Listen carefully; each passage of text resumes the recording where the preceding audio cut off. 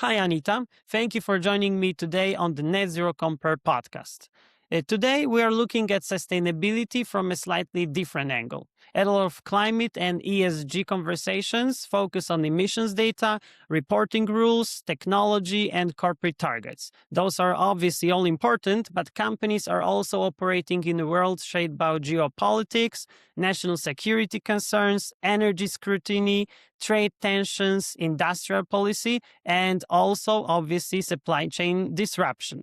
I think you will bring a very relevant perspective to this discussion because you are an assistant professor at National Defense University. You work also closely with international economics, national security, trade, energy policy, and global politics. You also host Kellogg's Global Politics, where you discuss international affairs and foreign policy for a broadened audience. For sustainability teams, procurement leaders, ESG professionals, and I would say also business decision makers in that field, this matters because climate strategy is no longer just about international targets or annual reporting. It is also about where companies secure materials, how exposed they are to geopolitical risk, how energy markets shift, and how governments connect economic policy with national security. So today, I would like to discuss how business should understand the link between geopolitics, energy, supply chains, and sustainability, and also what practical lessons they can take from that. So, to start, could you tell us a little about your background and how your work connects international economics, national security, trade, and energy policy?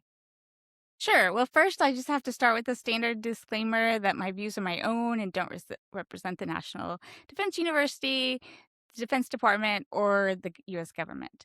That being said, so basically, I've been working a lot. My whole background is sort of how economics affects national security. And most recently, I've been looking at a lot about critical minerals and as a tool of economic coercion, but also just the issues around the importance of it for national security and how we solve some of the important problems that have emerged in the last couple of decades. That's a very helpful starting point because it shows how these topics are connected, not separate. So let's build on that and look at why businesses now need to pay closer attention to geopolitics. Because for many companies, sustainability has traditionally been treated as a compliance reputation or operational issue. So if you could tell us why should business leaders also see it through a geopolitical and national security lens?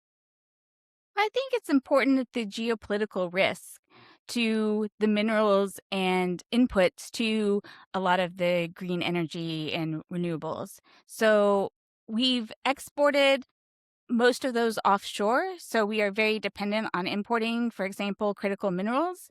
And the problem is we've exported it largely to China, as in other areas of manufacturing, but this is particularly true in the minerals that are critical to our economy and national security.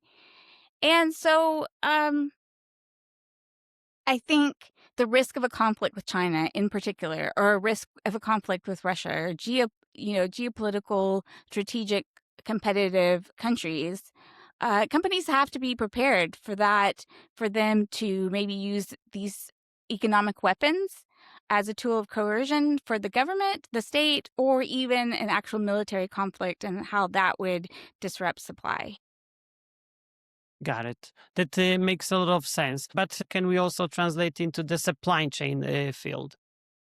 Well, absolutely, this affects the supply chain. Like I said, we've offshored most of the inputs that we need for energy transition and national security, and because of that, that provides an inherent risk to the supply chain, right? And so, who who are you sourcing from? Rather, is it from allies? Is it from countries that we have a lot of tensions from? Even neutral countries, how they side in the geopolitical risk, and what sort of actions that they might take to disrupt supply in some way or another. And as we know, sustainability decisions are not happening in a vacuum anymore. So they are obviously, as you mentioned, affected by governments, markets, security concerns, and global competition. The next area, I think, where this becomes very visible is energy. And energy security has become a much bigger topic in recent years, even I would say in the recent months following the conflict in the Middle East. So, especially after those shocks in global energy markets, how should companies think about the relationship between energy security and, let's say, the energy transition? I think they need visibility over where their risks are in the supply chain. And this includes a couple tiers down. And they need to be prepared for what happens if there is a disruption, right? And the different economic tools of coercion, like shutting down the Strait of Hormuz, and sanctions and tariffs, these all cause disruptions to the supply chains. And in particularly, energy relies a lot on, as I mentioned before, critical minerals, right? All the clean energy is heavily reliant on critical minerals, and most of those are processed in one country, China.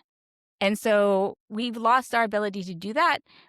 But not only that, so have our allies.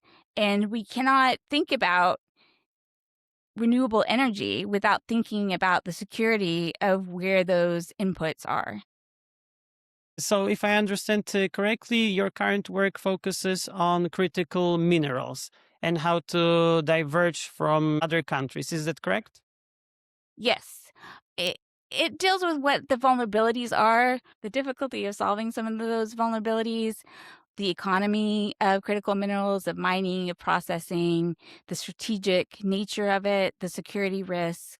And of course, as I said, the security risks overlap with sustainability goals, uh, being that processing happens in China. Mining is actually more diverse, but almost all the processing happens in China. And China has shown willingness to cut off, right? It's cut off rare earths, and some of those are very critical for defense, but also, batteries and solar and other aspects of energy that is important to keeping the grid from being less affected by shut off of oil transports in the Strait of Hormuz.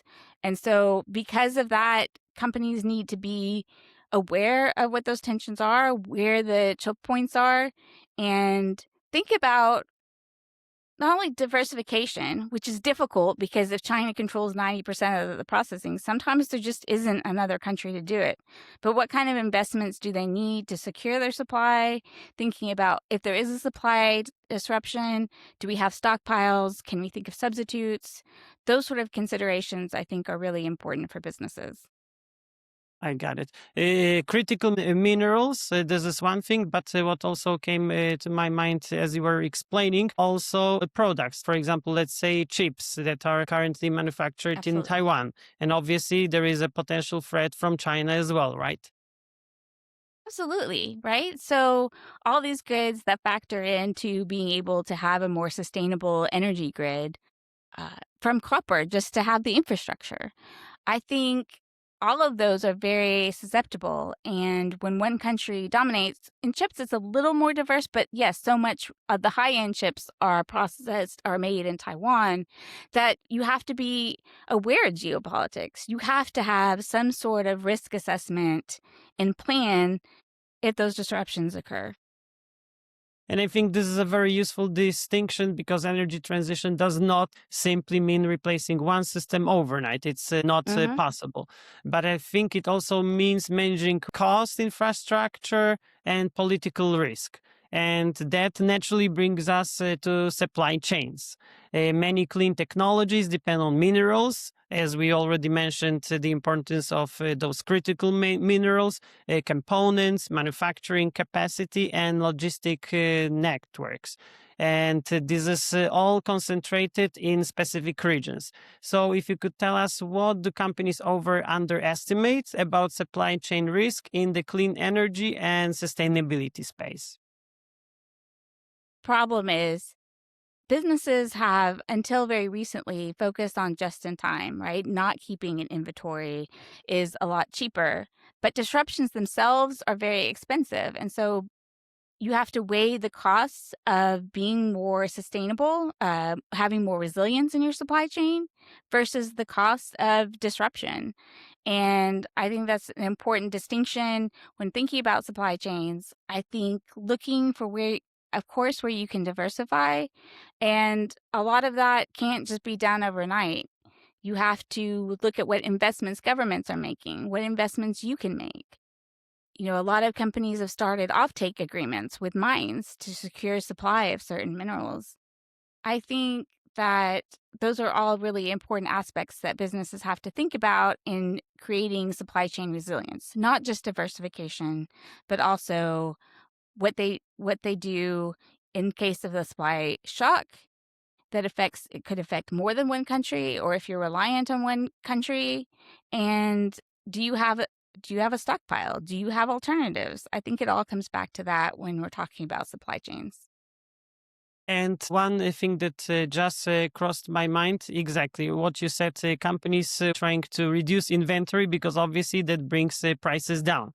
But maybe many miscalculated and didn't take into account potential price shocks because of disruptions. So maybe still, yes, there was a price reduction because they are not maintaining those inventories. But at the end of the day, because of the market shocks, these different disruptions that we've been just talking about, the prices for end customers will be even higher at the end of the day. And what are the measures the companies could do? Is it just, for example, scrutinizing and looking for government notifications, updates, working on the inventories? Are there any different measures that they could take to counter those shocks and disruptions?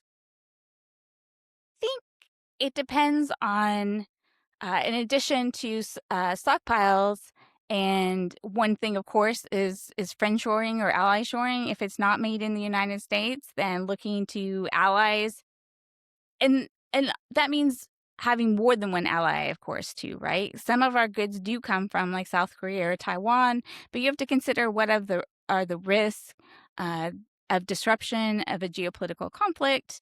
Of course, be aware of trade policy more generally. We're sort of in an era where trade wars are becoming more popular, and so you have to know not just military security risks, but you have to know where the economic risks, some accounting for tariffs and non-tariff barriers like export restrictions and import bans. I think staying on top of all of those things are very important, and thinking about allies, and then thinking about what can be reshored and how much you're willing to pay, right? Because a lot of it might cost more to find it in the United States or in Europe. But again, it comes back to, in the long run, is that going to be cheaper than the sort of disrupted supply? And I think there's a lot of uncertainty, right? And you have to find ways to manage that uncertainty of what is going to happen with tariffs, of trade conflicts.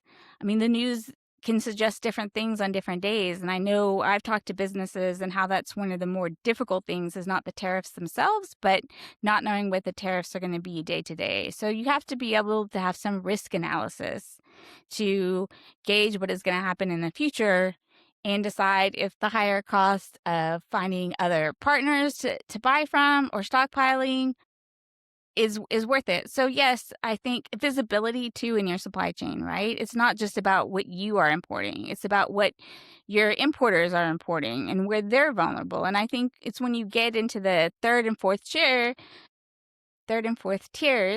that you tend to find more choke points where they're reliant maybe on a single country, even, or company, even if you are not, for your basic inputs. I got it. And it would be great to track the supply chain to the very raw material where it came from. Do you have any measures in place to, for example, enact that or force manufacturers from overseas countries to always report, for example, when they are sourcing their materials? So then, for example, let's say end producers in the US know exactly where it came from? That is such a difficult problem, as you probably already know. Uh, one way to solve this is to have more government regulation. I think the government itself is struggling to have in the defense have complete supply chain visibility, and mandating companies in the defense sector will help also lead over to the commercial sector. I think one promising thing is there's a lot of AI software that can't completely solve the problem, but it certainly is making a difference in having greater visibility.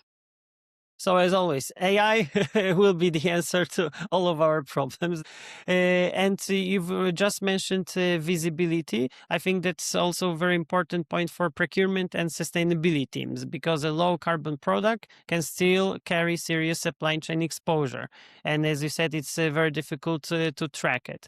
Now let's talk more directly about trade-offs companies face when they try to reduce that exposure, because businesses often want cheaper inputs, stable Yeah, supply, exactly. low emissions, and low geopolitical risk at the same time, obviously. But in hmm practice, those goals can conflict. So, how should decision makers think about trade offs between efficiency, costs, and let's say resilience and sustainability? I think it's more important than ever to think about resilience because, as I said, we're in an era of the free trade, and globalization is not going to come back in the same way that it was in the 2000s, which started all this offshoring, making it more popular. We live in an era of trade wars and other sort of disruptions. And so you can no longer think about your cost as purely what you're buying, but also you have to have assessment of the risk. So when you're making those trade offs, you just have to think about what happens if there's disruption and what is the likelihood of a disruption. And diversification is an important aspect of that, but trying, it's really difficult. I think in trying to pay more, I mean, just even if you're balancing those costs, right? It is difficult in the moment to pay more for diversification or resiliency, stockpiling, because you have to pass those costs on to the consumer. And I think businesses also have to inform their consumer about the risk and why things might cost a little bit more, but be more secure in their own supply chains and in who they are selling their products to. And as we know, companies cannot always optimize for everything at once, even I hmm would say in 99.99% of cases. So they should understand, they need to understand which risks matter most. So, what would that be in your view? So Which I, risks? yeah, so I think today you have to have a higher priority on geopolitical risk, much more than you had to place in the 2000s when there wasn't as much competition between large powers. And so I think that the kind of analysis that companies may have been used to in the past cannot be the type of analysis that they do today. There is more disruption in the economy, and that is going to continue. And so I think that it's important to optimize not just for cost, right? But you also have to take account of political risks. And you can't just say, of course, any risk is too much. It is a matter of probabilities too. And sort of the more sophisticated you can make your risk analysis, the better off you're going to be in balancing those costs. As they say, no risk, no gain. I was also thinking to make it practical for businesses. If I understood correctly, the biggest risk would be geopolitical risk, and then to counter fight it, diversification, which you've already mentioned. Is that correct? Yeah, exactly. So analyzing the risk, knowing where the bottlenecks are in your supply chain, diversifying, particularly among allies, or encouraging U.S. manufacturing. All those are important steps that companies can take. And I think one area where this has become more complicated as far as risk is concerned is regulation and industrial policy.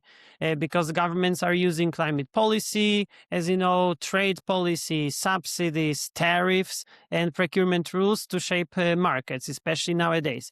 So, if you could tell us how companies could interpret this changing policy environment when they make long term sustainability or investment decisions. So I think the good news is that industrial policy is probably here to stay, but there is some inconsistency, right, in terms of once having this big tax credit if you bought an EV mostly made in the United States and that credit no longer exists. But for the most part, industrial policy has been more consistent in terms of sort of, for example, chip making. The complicated nature of tariffs, right, is that putting tariffs on solar panels, right, seems to might protect the U.S.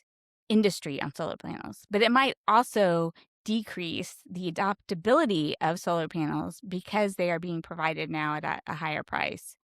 So I think again, I'm always saying that it's very complex, but it is, and I think it's important for companies to look at the strategic level, think about where their levers are in investing in other companies, but also then, working with the government in terms of regulations that are truly going to support their industry and their business and taking account, again, the trade offs between, making it more sustainable for you to make solar panels, but also balancing the problem of then less people will probably buy solar panels.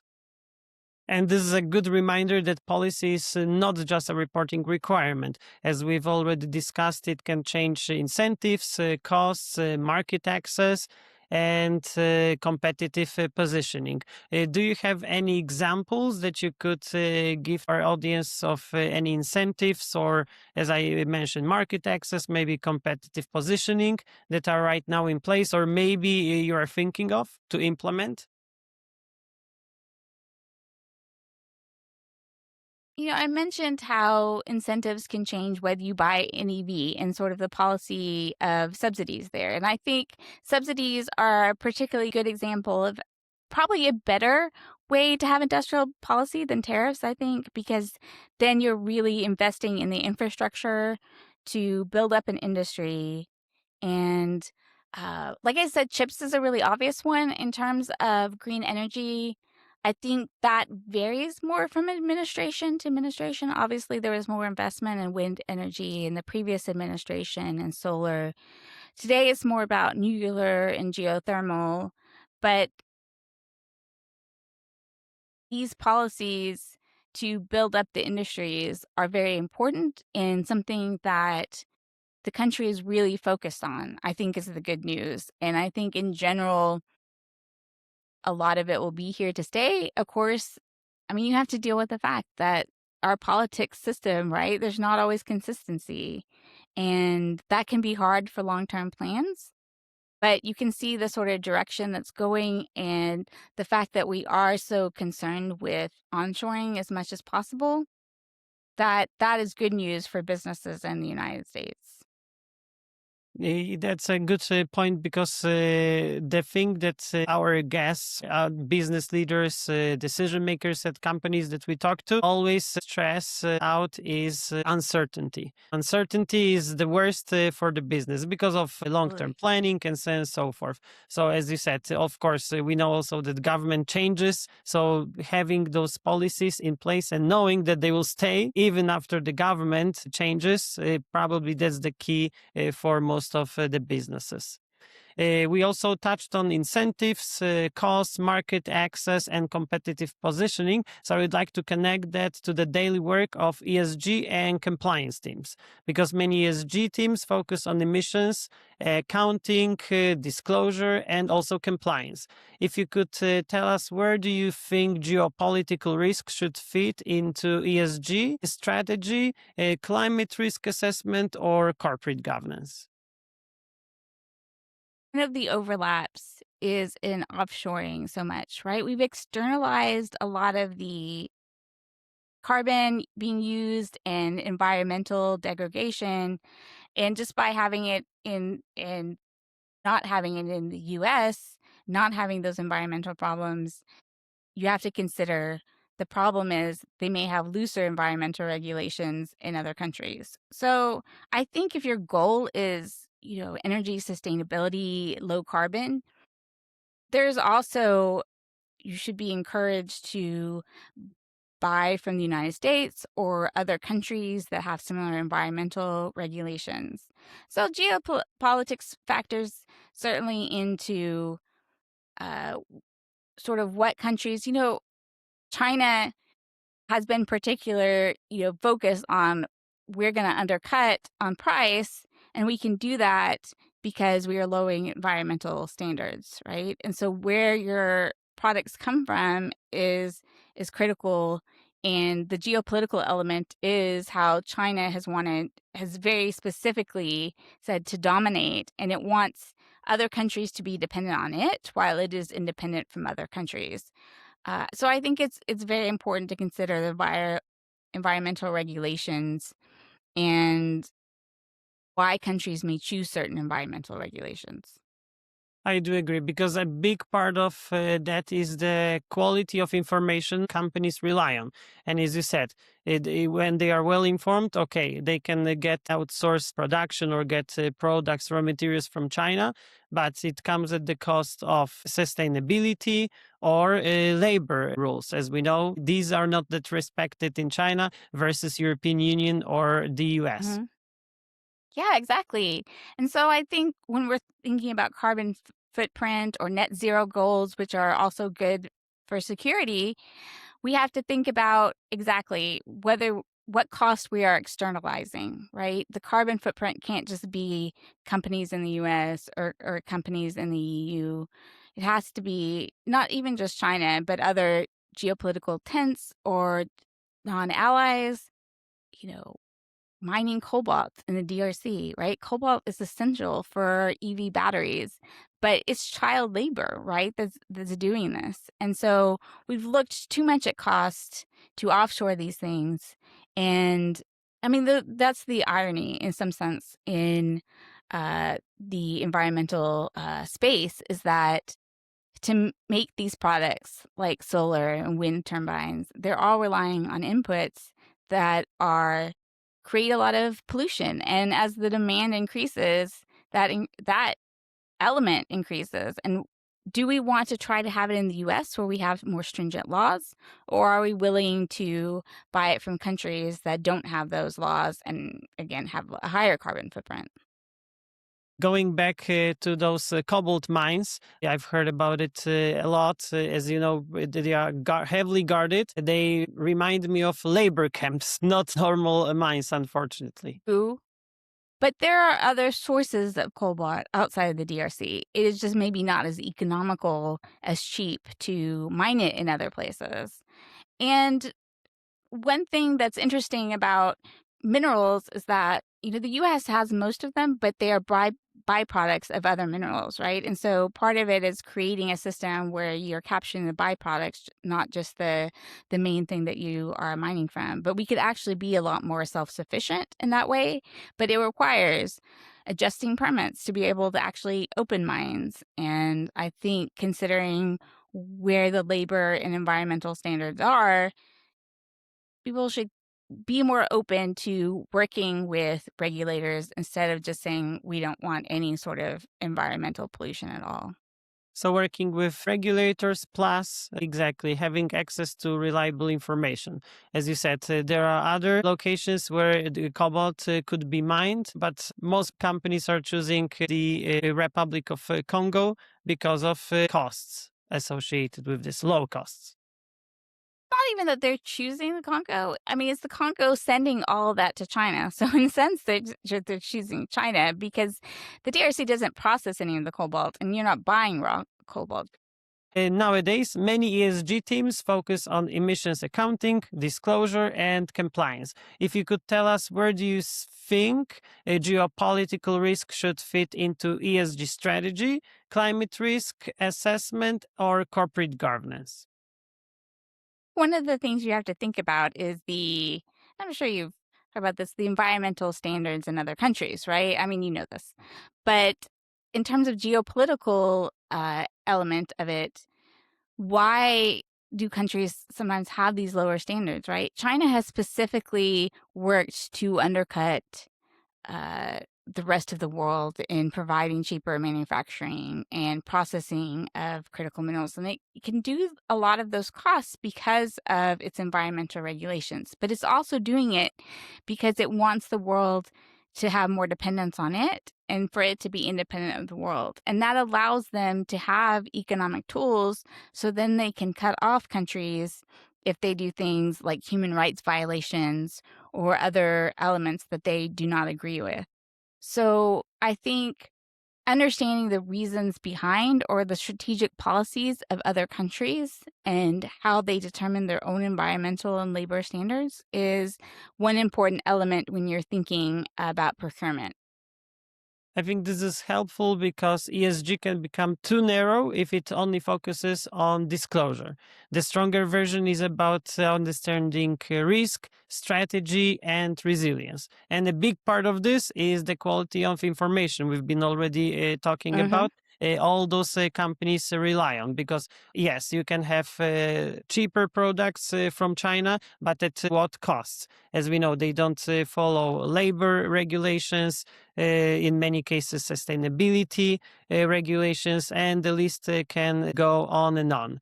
So probably access to reliable information for businesses. This is the key because as we also mentioned, the cobalt mines in Congo. Most of people, like myself included, before I talked to you, I thought that most of cobalt resources are located in Congo. So willy-nilly, we need to take it from there. But as you said, we can have cobalt at higher prices from countries where actually they respect the labor regulations. And those mines do not look like fortified labor camps, right? Exactly, exactly. And I think the important aspect is not just the mines, but the processing, because that's where China has the chokehold, and you buy the processed material, not the raw material for the most part. And so we have to be thinking, 10, 15 years in the future and think about supply chains that may not exist yet, but in the future. And what do you want to invest in to meet your sustainability goals? And how do you want to work with government to determine that sort of strategy? And determining, I think, carbon costs, but also, security risk costs as well. And what just came to my mind at the moment, another thought that businesses should always think long term. Because, yes, now everyone's happy. They are taking raw materials, products from China.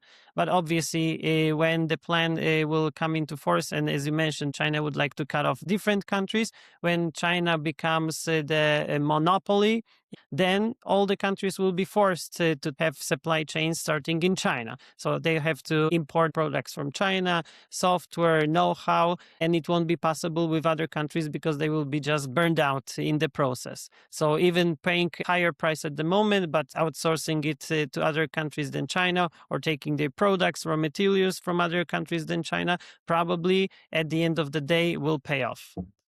Yeah, and I think it's important to note that China has been willing to use this already, right? Yeah, It they are already doing it consistently. cut off rare earths because they did not like the tariffs or some other policies. And I know of one company that was making rare earth magnets, which is pretty rare in the US to begin with.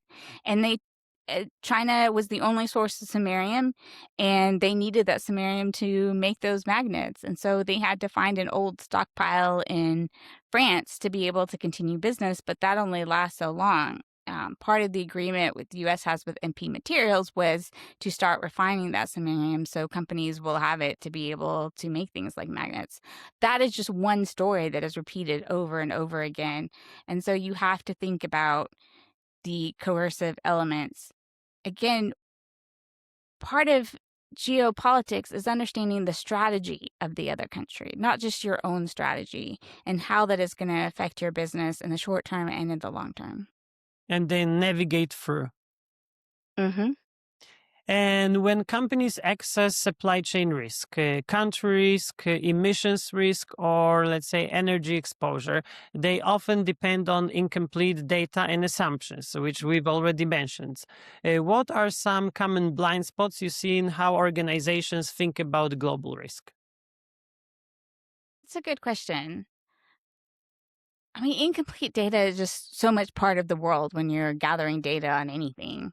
I think that probably there is some more emphasis on diversification, but companies may not be thinking about other ways that they can make their supply chains resilient, such as stockpiling or being prepared to have substitutes. And you need to have a plan in place and understanding what those risks are, because um, diversification may not solve all of your problems. It may not even be an option in many cases. And again, while visibility is an issue, you really have to know what the choke points are in your second, third, and fourth tier suppliers. Got it. And this is a very relevant point for our audience because many companies are now building dashboards, supplier scorecards, as they call them, and risk models. So those tools are useful, but they can Hmm. also create false confidence if the assumptions are weak. So let's look at how companies can avoid that. If you were advising, let's say, a company that wants to make its sustainability strategy more resilient to geopolitical and energy risks, what practical steps should they take first? As I keep emphasizing visibility, right? Where your choke points actually are in the lower tier chain. It's easy to know where your own business's choke points are, but seeing that. I think a key assumption is understanding, you know, what is the actual risk. I mean, no one can know for sure, right, what the risk is, but you can see the behavior of certain companies. But more than that, I think what the Iran war really emphasizes is that these economic weapons are being more commonly used. And so you have to think about the risk of what you're trying to procure being involved in a trade war, being somehow sanctioned, being part of these economic tools that are used to wage war by other means, I think. So having visibility where those choke points are, I would say, is probably one of the key things that you can do. Understanding where you need to diversify, of course, and finding ways to encourage your suppliers to diversify or choose your suppliers on ones that themselves are diversified, I think is a really important element that I would advise um, other businesses to do. And I think also scrutinizing your whole supply chain, what we've already discussed, right? Right, exactly. And that goes again, basically that visibility in the other tier suppliers in your supply chain, because that is where you're going to find the real risk. And again, it's not enough for you to say, "Oh, I have several suppliers for this one element," but if one of those suppliers are reliant on one company, uh how much are they supplying to you? It matters how much you will be affected by it, right? You have to understand where that choke point is and how it's not usually like in your first tier suppliers. It's a lot in your second and third tier. So, yes, like you said, having that visibility of the entire supply chain and thinking about risk in that terms. And do you have any real life examples? Maybe you observed some companies or you were in charge of regulations. Well, one of the only examples I can think of. So, one example is not specifically about energy, but supply chain risk. And we saw that with, breast milk disruption, right? So, that was actually, just the plant got shut down, right? And it wasn't the only supplier, but it was one of two suppliers. And it happened to be the supplier that provided the most. And eventually, we were able to find another supplier through Switzerland, but they didn't have the full capacity. So thinking about it's just one example that can be applied, I think, in the energy world and in defense, which I study the most, of where you need to ensure that you have enough suppliers, but that alternatives have capacity. I mean, I think that's really important point is you have to think also about the infrastructure that exists. And if in some way that you can choose your investments according to that, or are there certain ways you want to work with government to encourage that capacity to being built up? I think those are all important elements. But as I said, really finding out where in your tier suppliers, right? And for a lot of people, it will be sort of critical minerals. And this has been a big problem with the rare earths, right? So in making wind turbines, right, you need several rare earth materials, and you can't manufacture those if your companies that are providing those inputs are not having access. And that also kind of has led to greater dependency on China, right? China makes the most magnets. I just named the company that had a problem with making magnets because China banned the export of samarium, which were a critical component of those. So it also allows China, because they can secure a supply that they are cutting off to other countries, it allows them to dominate then in making wind turbines or solar panels because other countries are not companies and countries are not having access to the materials they need to build those things, but China is. So it just creates greater dependencies on China or a single country. And as we know, at the end of the day, once they've got the monopoly, probably the prices will be increased. But then we won't have any alternatives, any other options to source those materials from. Absolutely. And that's a great way of thinking about cost that's so important is they really will provide things for a cost at a loss to them because they know once again, as you said, they have that monopoly, then they can charge a higher cost. Or they can influence how businesses have to make their strategic planning, right? Mm, If they're unfortunately. unhappy with what's going on, if they're unhappy maybe with bans to not buy products with the Uyghurs or something. I mean, they do have export bans according to companies themselves, right? And sanctions. So, for example, in rare earths, there is a 1 year pause on some of those restrictions. But certain companies themselves find it really difficult to access those in the Chinese market because China has sanctioned them for some reason, some behavior that they don't like. And just to make clear for our audience, we are not arguing that every business should become a geopolitical expert overnight, but companies, I think they should ask better questions, have better internal coordination, as you said, look at their supply chains, be well informed where the products and raw materials are taken from, and so on and so forth. Now I would like to ask you about what companies often get wrong, if they do. Because what do companies often misunderstand? If you could tell us about the intersection of sustainability, national security, energy policy, and global politics.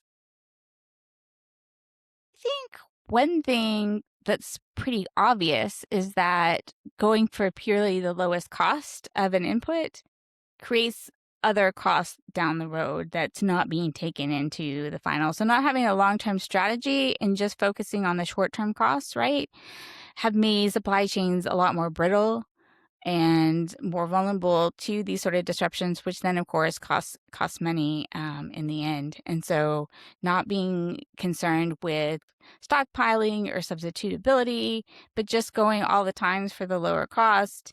And I think, again, in the past, in the 2000s where it was all free trade and tariffs were at record lows, like 3% or something like that, that was a different era where geopolitics was not so much a factor. China had a long-term strategy that we were not paying attention to and allowed them to dominate manufacturing and grow that. But in the 2000s, we weren't aware. And so there was a lower risk of disruptions due to geopolitical tensions. But we don't live in that world anymore. And I think businesses are still making decisions like they were in the 2000s, and they have to accept a new world that, in the 2020s, we're in trade wars, and your costs are not as simple as what the input is today, as much as it is, long term, what will the input be if there's a disruption, some sort of tension breaks out between as you said, I keep saying China, but I mean, it's not just China. I mean, something breaks up between the U.S. and Iran, and suddenly nothing can go through the Strait of Hormuz. And if you're dependent on those sort of things, but you haven't taken that into account, then your own profitability at that moment, or your ability to have sustainable solutions, is really hurt. And I think also thinking about external costs, right? We economists love to talk about this, but you know, it seems like, oh, we can have less environmental problems if we make all those problems in China, right? And so I, I think companies have shown they're willing to externalize, where they are following very strict environmental regulations, but some of their suppliers may not be. I think that that main takeaway will be that we were all too short-sighted. We always talk about businesses have to plan long term. We gave these examples with pricing strategy, for example, made by China and so forth. Unfortunately, probably all the businesses were too short-sighted, and we need to start looking and thinking long term. What's the long game plan? And I've heard that many times that this is what the Chinese government does. They are always thinking, for example, 50 years up front. What will the world look like in 50 years? So probably this is the biggest problem we need to face at the moment. And it also shows that this is not just about reacting to headlines. It is also about building more realistic view of how markets, governments, and supply chains actually work, right? Of course, assessing those risks, I think you have to consider the way you did business, in the last couple of decades before 2020, or before really, I guess 2016. Those decisions made sense for that time, but we're in a different time, and you can't continue to do business. You can't continue to think of costs quite in the same way. And there just is more geopolitical risk. There is more evidence.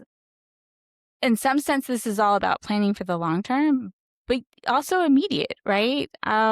Any day, right? There could be another trade disruption between China and the United States, or some other country that we have a lot of competition with. Maybe more disruptions with Russia. Certainly when it talks about energy, Europe knew what their risks were, and they went ahead and depended so much on energy from Russia to begin with. And so the idea that you can price to some extent to what you can price in risk and make in decisions in the immediate term, but also, as you said, even more importantly in the long term. And I recognize that's difficult for businesses. The incentives are not necessarily there for the long term. Our political trajectory can change. The incentives can change from one administration to the other. But what we're talking about is a fundamental economic shift in not only how businesses operate, but in what we want the environment to look like. Do we want to have suppliers in the United States? And understanding, well, that takes time to build. And what do we need to do in terms of regulations, in terms of investment, that we can do today to make sure those supply chains exist in the future? And before we close, is there anything important we didn't touch on that you think sustainability professionals, procurement teams, or business leaders should understand about geopolitics, energy, and climate strategy? Some practical takeaways? So I think I want to go back to strategy. And so it can't simply be in the procurement office of what your strategy is. It's a highly complex world, and in the boardroom needs to be able to make these decisions, about the company's strategy, how it's going to respond to these tensions, to these uncertainty, which is just not going to go away. And so I think for companies to make sure that they are not just allowing procurement, but also to have leadership itself be really engaged in these issues is very important. And something that you mentioned at the very beginning of our conversation, working, collaborating with regulators, not fighting with them. I think this conversation will be very useful for the Net Zero Compare audience. First of all, because we approach the sustainability problem from a different angle, but also because it shows that sustainability strategy cannot be separated from energy security, trade, supply chains, regulations, and the geopolitical risk we talked so much about today. Companies still need strong emissions data, credible reporting, and practical decarbonization plans, but also need to understand the wider world in which those plans operate. So, for listeners and leaders who would like to learn more, they can follow Anita's work through National Defense University and Kellogg's Global Politics. Thank you, Anita, once again, and thank you, everyone, to listening to the Net Zero Compare podcast. And you can find more conversations, articles, and practical sustainability resources at netzerocompare.com. And you can also subscribe to our newsletter for updates on climate, ESG, carbon accounting, and sustainability tools.